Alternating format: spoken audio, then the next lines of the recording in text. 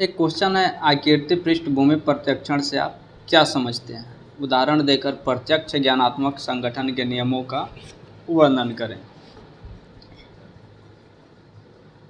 आकीर्ति पृष्ठभूमि प्रत्यक्षण, आइए और इसको हम सबसे पहले देखते हैं, उसके बाद हम प्रत्यक्ष ज्ञानात्मक संगठन के नियम का भी वर्णन करेंगे। आकीर्ति पृष्ठभूमि प्रत्यक्षण, जिसे हम फिगर ग्राउंड परसेप्शन अंग्रेजी में बोलते हैं, गेसाल्ट सिद्धांत के अनुसार व्यक्ति किसी वस्तु का प्रत्यक्षण अलग अलग रूप में न कर संपूर्ण रूप से करता है। इस प्रत्यक्षण संपूर्ण प्रत्यक्षण का एक अपना विशेष गुण होता है, जो वस्तु के भिन्न भिन्न हिस्सों के विशेष गुण से भिन्न होता है। उदाहरण के लिए, व्यक्ति जब किसी दूसरे व्यक्ति के चेहरे को देखता है तो उसके आँख, नाक, कान, होठ, मुंह को अलग अलग नहीं देखता। इतना ही नहीं, चेहरा का यानी संपूर्ण प्रत्यक्षण का एक अपना विशेष गुण होता है, जो चेहरे के किसी भी हिस्से के गुणों से भिन्न होता है। जब व्यक्ति किसी वस्तु का प्रत्यक्षण करता है तो उसे वस्तु विशेष का कुछ भाग अत्यंत स्पष्ट दिखाई पड़ता है तथा कुछ तुलनात्मक रूप से कम स्पष्ट दिखाई पड़ता है। जो भाग अत्यंत स्पष्ट दिखाई पड़ता है उसे आकीर्ति तथा जो भाग कम स्पष्ट दिखलाई देता है उसे पृष्ठभूमि यानी बैकग्राउंड कहा जाता है। जैसे इसी वीडियो में आप देख सकते हैं, मेरे चेहरे को आप आकीर्ति मान सकते हैं और जो पीछे दीवार है इसको हम बैकग्राउंड मान सकते हैं, पृष्ठभूमि मान सकते हैं, जिसमें चेहरा जो है स्पष्ट रूप से हमें ध्यान पे दिखाई देता है, जबकि बैकग्राउंड जो है कम दिखाई देता है।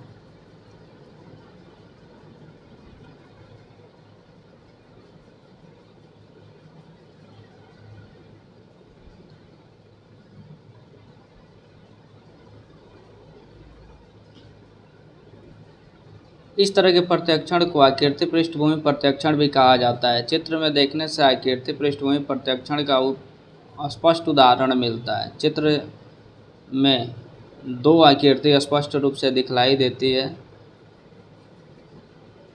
यदि पहले चित्र में उजला भाग आकीर्ति के रूप में उभरता है तो व्यक्ति को फूलदान दिखाई दे पड़ता है, वहीं काला वाला भाग पृष्ठभूमि के रूप में दिखाई देता है। परंतु जब काला वाला भाग स्पष्ट रूप से यानी आकीर्ति के रूप में दिखलाई पड़ता है तो व्यक्ति को सामने दो व्यक्तियों का चेहरा दिखलाई पड़ता है, वहीं उजला भाग पृष्ठभूमि के रूप में दिखलाई पड़ता है। चित्र में यदि हम गौर से देखें तो पाते हैं उजला भाग को आकीर्ति के रूप में उभरने पर मानव चेहरा तथा काला भाग को आकीर्ति के रूप में उभरने पर एक नर्तकी एवं एक नर्तक दिखलाई पड़ते हैं। ऐसे आकृतियों को पलटावी आकृति कहा जाता है। गेसाल्टवादियों ने आकृति तथा पृष्ठभूमि से एक दूसरे को स्पष्ट विभेद इस ढंग से किया है, यानी आकृति और बैकग्राउंड और फिगर में। आकृति का निश्चित आकार होता है, जबकि पृष्ठभूमि आकारहीन होता है, और यदि इसका आकार भी है तो उसे किसी प्रकार की आकृति नहीं बनती है। पृष्ठभूमि हमेशा आकृति के पीछे होता है। आकृति निश्चित आकार के लिए हुए पृष्ठभूमि पर उभरी हुई दिखलाई पड़ती है। आकृति का निश्चित आकार होने के कारण वह अधिक प्रभावपूर्ण तथा स्मरणीय होता है, परंतु पृष्ठभूमि चूँकि अस्पष्ट एवं अनिश्चित आकार का होता है अतः वह प्रभावहीन होता है। आकृति का स्थान करीब करीब निश्चित तथा सीमित होता है, परंतु पृष्ठभूमि पीछे की ओर अनंत रूप से फैला हुआ होता है। गेसाल्ट के अनुसार पलटावी आकृति का प्रत्यक्षण के एक विशेष पहलू जिसे बहुस्थिरता कहा जाता है का पता चलता है। बहुस्थिरता से तात्पर्य इस बात से होता है एक ही उद्दीपक को यदि भिन्न भिन्न ढंग से संगठित किया जाए तो इससे भिन्न भिन्न तरह की आकृति का प्रत्यक्षण होता है। इस तरह के प्रत्यक्षण सिर्फ दृष्टि क्षेत्र में ही नहीं बल्कि अन्य क्षेत्रों जैसे श्रवण क्षेत्र आदि में भी होता है। अब इसके बाद गेसाल्टवादी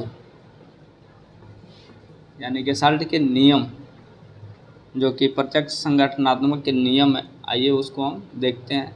प्रत्यक्ष संगठनात्मक संगठन या फिर के नियम जो हैं वो जिस पर गेसाल्टवादियों ने अधिक से अधिक बल डाला है निम्नांकित है। पहला है सन्निकटता का नियम। प्रत्यक्षणात्मक संगठन के इस नियम के अनुसार जो उद्दीपक एक दूसरे उद्दीपक से समय या स्थान में नज़दीक रहते हैं उन्हें व्यक्ति आपस में संगठित प्रत्याक्षण करता है उनमें से एक स्पष्ट आकृति के रूप में देखता है। जैसे चित्र में 5 वर्गों में स्थानिक सन्निकटता तथा 4 वर्ग कॉलम में संगठित दिखाई पड़ते हैं, जबकि बी में वर्गों के स्थानिक सन्निकटता सभी वर्ग पंक्ति या कतार में संगठित दिखते हैं। उसके बाद दूसरा है एक रूपता या समानता का नियम। इस नियम के अनुसार जो उद्दीपक एक दूसरे के समान होते हैं उन्हें व्यक्ति के एक साथ संगठित प्रत्याक्षण करता है। तीसरा सामंजस्य या सममति का नियम, इसे उत्तम आकृति का नियम भी कहा जाता है। इस चित्र के अनुसार जो उद्दीपक अधिक सुडौल या सममित होता है उसे चित्र एक स्पष्ट रूप से दिखाई देता है। दूसरी तरफ जिन उद्दीपकों में सममित नहीं होता है उसे व्यक्ति एक स्पष्ट आकृति में संगठित नहीं देखता है। जैसे ई में काला आकृति अधिक संगठित एवं सममित है, जबकि उजला आकृति असममित है, परंतु एफ में उजला आकृति अधिक सममित एवं संगठित दिख पड़ता है, जबकि काला अधिक असममित दिखाई देता है। अच्छी निरंतरता तथा उत्तम सातत्य का नियम यानी प्रिंसिपल ऑफ गुड कंटिन्यूएशन।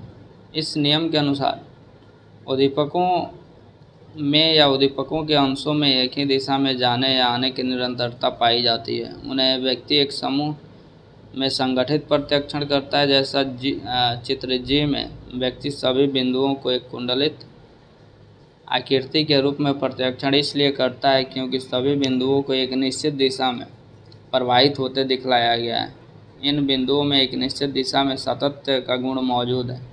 सामान्य गति का नियम, इस नियम के अनुसार दृष्टि के क्षेत्र में उपस्थित उद्दीपक एवं सामान्य गति या परिवर्तन होते पाया जाता है तो उसे व्यक्ति एक खास पैटर्न में संगठित हुए प्रत्याक्षण करता है। जैसे चित्र एच और चित्र आई से इस नियम को दिखाने की कोशिश की गई है। हमें इन बिंदुओं को एक यादृच्छिक बिखराव के रूप में दिखलाया गया।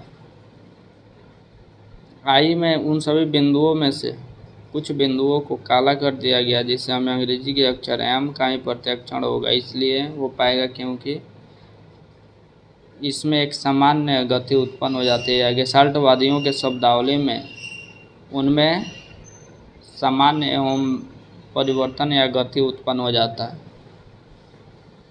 उसके बाद है बंदी का नियम। इस नियम के अनुसार व्यक्ति उद्दीपक में रिक्त स्थानों को अपनी ओर से भरकर उन्हें संगठित पैटर्न के रूप में देखता है। और ये था हमारा गेस्टाल्टवादियों के नियम, और हमने आकृति प्रत्याक्षण भी देख लिया सिद्धांत, और ये भी हमने देख ही लिया आकृति पृष्ठभूमि प्रत्याक्षण और गेस्टाल्टवादियों का सिद्धांत।